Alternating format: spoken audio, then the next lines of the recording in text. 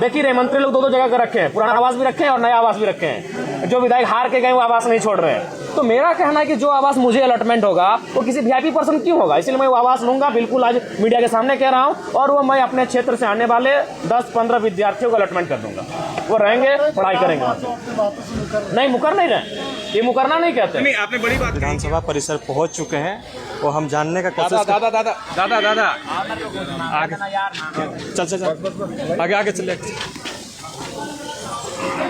आइए।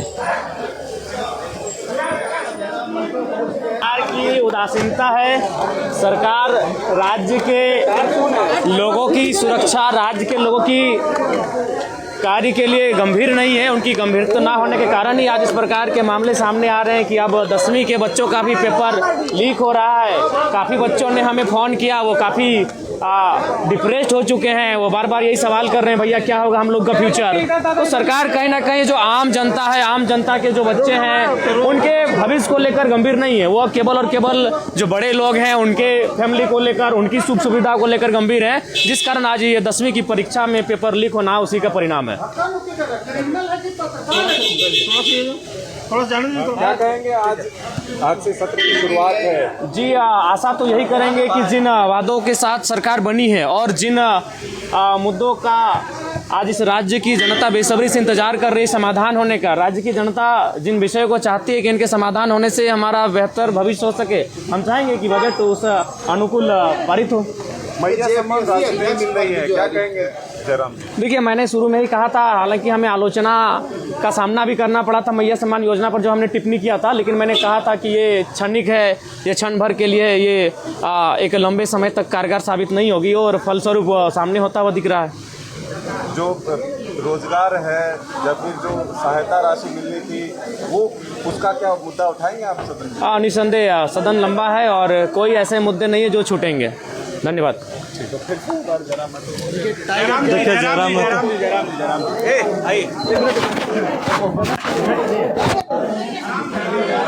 और ले लीजिए। शामिल हो रहे हैं, क्या प्लानिंग है, क्या रूपरेखा सोच कर आए हैं?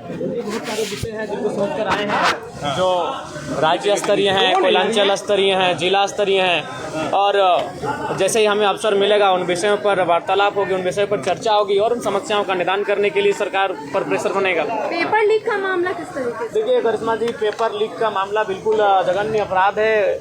जिन लोगों ने भी इस कृत्य को अंजाम दिया है, सरकार उन पर गंभीर होकर कार्रवाई करे, क्योंकि अगर ऐसा नहीं होता है तो जो आम व्यक्ति है उनका इस जो व्यवस्था है, जो सिस्टम है, उस पर विश्वास टूटेगा और वो ये मान के चलेंगे कि एक आम व्यक्ति का जीवन की सुरक्षा किसी के का दायित्व किन्हीं का नहीं, उनकी जिम्मेदारी किन्हीं की नहीं है। जयराम जी, आप कितने गंभीर हैं इन मुद्दों को लेकर के? जयराम जी का क्या स्टैंड है, क्या गंभीर मुद्दे हैं क्योंकि जो पढ़ने वाले स्कूल कॉलेज के छात्र हैं, उस राज्य की भविष्य, इस देश की भविष्य हैं और उनके भविष्य के साथ अगर खिलवाड़ होगा तो निसंदेह ये गंभीर मुद्दे हैं। इन पर गंभीर चर्चाएं होनी चाहिए। जेपीएससी अध्यक्ष की नियुक्ति अभी तक नहीं हो पाई है। अपनी स्ट्रैटेजी के साथ पहुंचा है, आपकी क्या स्ट्रैटेजी है? देखिए, हमारी स्ट्रेटजी यही है कि बजट सत्र के माध्यम से इस राज्य को एक ऐसा बजट मिले जिसकी राज्य कल्पना कर रहा है, जो हमारे जो वीर शहीद हैं उनके सपनों को साकार होता हुआ देख सके इस राज्य को, उस दिशा में इस राज्य का बजट पारित होना चाहिए। जयराम जी, जेपीएससी अध्यक्ष पद अब तक खाली है, अब तक क्यों नहीं सरकार को मिल पा रहा है? देखिए, इसके पीछे कोई कारण होगा, जो कोई विशेष कारण होगा। आशा करते हैं कि सदन जब चलेगा तो जेपीएससी अध्यक्ष की भरपाई की मांग उठेगी सदन में। लेकिन जो युवा वो कह रहे हैं कि जयराम जी अब इन मुद्दों पर बहुत सुस्त हो गए हैं। देखिए, सुस्त का सवाल नहीं, हमारा अगर धनबाद पड़ता है, आंदोलन रांची में होता है, इसीलिए देखिए आंदोलन में जब भी हुआ तो रांची को हम लोग अपने रांची के साथियों के हवाले छोड़े कि यहाँ के आंदोलन को देखभाल करेंगे, उपस्थिति देंगे और उनको उनका सहयोग करेंगे। मैया सम्मान योजना की राशि जो है वो नहीं मिल पा रही है लाभुकों के। देखिए बिल्कुल, और शायद सुनने में आया कि बैंक का भी हस्तांतरण किया गया है, किसी दूसरे बैंक में इसे शिफ्ट किया गया है। उसके भी बहुत सारे कुछ ना कुछ कह सकते हैं, कुछ ऐसी घटनाएं विषय हैं, उनका कहीं ना कहीं मैंने पहले भी कहा था कि ये योजनाएं लंबे समय तक नहीं चलेंगी और फलस्वरूप वो होता हुआ दिख रहा है।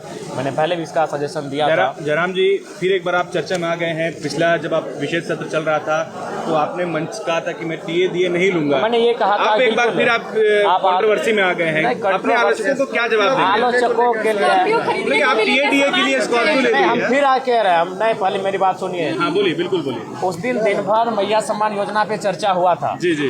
उसके बाद मैंने कहा कि आप लोग 2500 रुपए का इतना महिमा मंडन कर रहे हैं और आप लोग 2 लाख की सैलरी ले रहे हैं, लाख रुपए का टीए डीए ले रहे हैं और आप 2500 रुपया दे के महिमा मंडन कर रहे हैं, तो आप एक काम कीजिए, आप भी अपना जो जीवन है उसे सरल बनाइए आम जनता की तरह। तो मैंने ये कहा था, आज भी हम रिपीट कर रहे हैं इस बात को। जिस दिन इस पर बहाल होगी उस पर पहला हस्ताक्षर जरा महत्व होगा। जिस दिन ये पहल होगी कि एक विधायक की सैलरी 3rd 4th ग्रेड के जो कर्मचारी हैं उनके समान होगी, 40,000, 50,000, 60,000, पहला हस्ताक्षर मेरा होगा। जिस दिन ये पहल होगी उसमें पहला समर्थन ही मेरा रहेगा। अच्छा, आप खाली पैर आए हैं, मैं देख रही हूँ आप खाली पैर आए हैं। हाँ, वचन है तो वचन को निभाना पड़ेगा, वचन वचन है। ठीक है। गाड़ी खरीदने पर सवाल उठाए जा रहे हैं। स्कॉर्पियो देखिए, मैंने फिर कहा मैं आवास भी लेने जा रहा हूँ, लेकिन मेरा तर्क जान लीजिए, मैं आवास भी लूंगा क्योंकि मैं किसी वीआईपी के भरोसे अपना सुख सुविधा क्यों छोड़ूंगा। मेरी राज्य की जनता गरीब है, लाचार है, बेबस है, यहाँ के छात्र प्रताड़ित है, परेशान है, तो जो सुविधा मुझे सरकार से मिलेगी मैं वो सुविधा लूंगा और उन्हें मैं रॉबिन हुड के तर्ज पर जनता को दूंगा। बिल्कुल, मैं आवास की भी सुविधा लूंगा। नहीं, हम नहीं लेते, लेकिन उस सुविधा का अगर हम आवास नहीं लेते, वो आवास कोई ना कोई सरकार का आदमी रख लेगा, कोई वीआईपी पर्सन रख लेगा। देखिए रहे मंत्री लोग 2-2 जगह का रखे हैं, पुराना आवास भी रखे हैं और नया आवास भी रखे हैं। जो विधायक हार के गए वो आवास नहीं छोड़ रहे हैं। तो मेरा कहना है कि जो आवास मुझे अलॉटमेंट होगा वो किसी वीआईपी पर्सन क्यों होगा, इसलिए मैं वो आवास लूंगा। बिल्कुल आज मीडिया के सामने कह रहा हूँ, और वो मैं अपने क्षेत्र से आने वाले 10-15 विद्यार्थियों को अलॉटमेंट कर दूंगा। वो रहेंगे, पढ़ाई करेंगे। नहीं, मुकर नहीं रहे, ये मुकरना नहीं कहते। नहीं, आपने बड़ी बात कही कि आप विद्यार्थियों को हाँ, अलॉट कर देंगे। बिल्कुल आप अमल करेंगे इस पर? बिल्कुल अमल करेंगे।